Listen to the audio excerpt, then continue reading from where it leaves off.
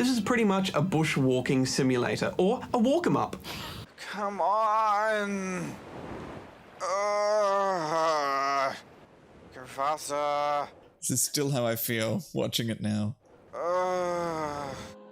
Hi, I'm Bajo. And I'm Hex. And today we're watching an old good game review of Dear Esther. I feel like you coined the term walking sim. Walk 'em up. I called it a walk 'em up, I think. Yeah. I'm not sure if I coined it, but I definitely said it. And you did do a lot of walking in this very stupid game. Yeah. It was beautiful, but perhaps a little bit pointless, I think, from memory. Let's watch. Let's check it out. I've lost track of how long I've been here and how many visits I have made overall. I feel like there were so many games like this.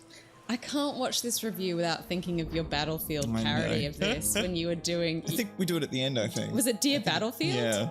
This game was originally a free Half-Life mod, and then after winning a few awards... Oh, is that at the end of this Yeah. review? Oh my gosh, well then I have that to look forward to. It was created in a university as an experiment in abstract game design, and abstract it certainly is. As you move about the world, a voice will fill your ears with Old English dialogue infused with beautiful dark poetry. Those islands in the distance, I'm sure, are nothing more than relics of another time. I did a Q&A. I was on a panel with the developer of this game many years later, and we had a great time. But then halfway through, one of the kids in the audience said, "Bajo hated your game," and I was like, and then he went back to watch the review, and he's like, "Oh, you tore it apart." I said, "I'm sorry." he was cool about it though. Oh, that's so funny. We had a great chat. This is pretty much a bushwalking simulator, or a walk 'em up. Slow walking. Yeah, because you couldn't run. Go fast And I understand it would spoil the mood that it's trying to set if you could just zip all over the place and jump and just do things, but like Come on! when it limits you. This is still how I feel watching it now.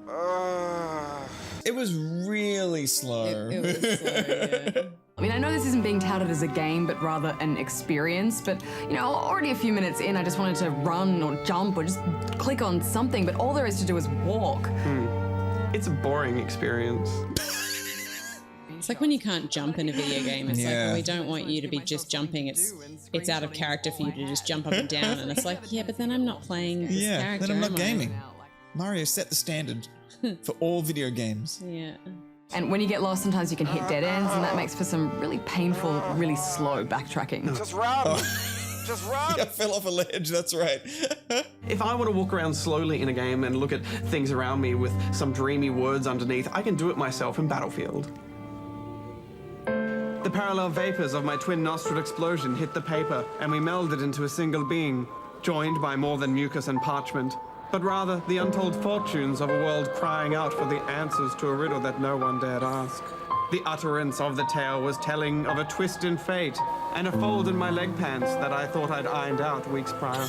My mind is an intersection of a bypass of twisting, folding,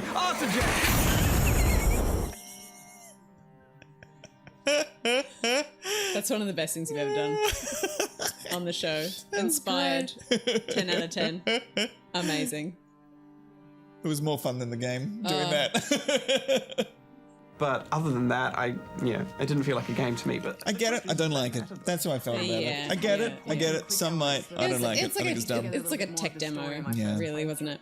I knew thought was behind it. I knew they had thought behind it. They were trying to do something, and I respect that. But I just hated every second of it. If this was in an art gallery as like a playable art installation, I would be like, sure, I understand this, you know.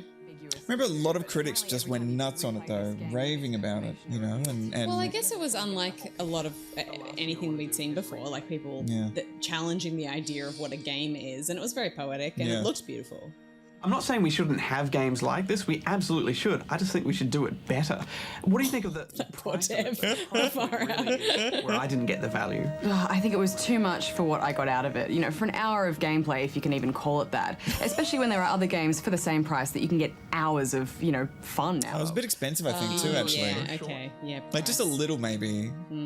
Anyway, what are you giving it, Hex? Well, I'd call Dear Esther a journey in interactive poetry, and I'm scoring it with this picture of a tree, which I think represents whatever score inside of you it manages to evoke. Okay. Well, I'm going to go for a wispy breeze out of 10.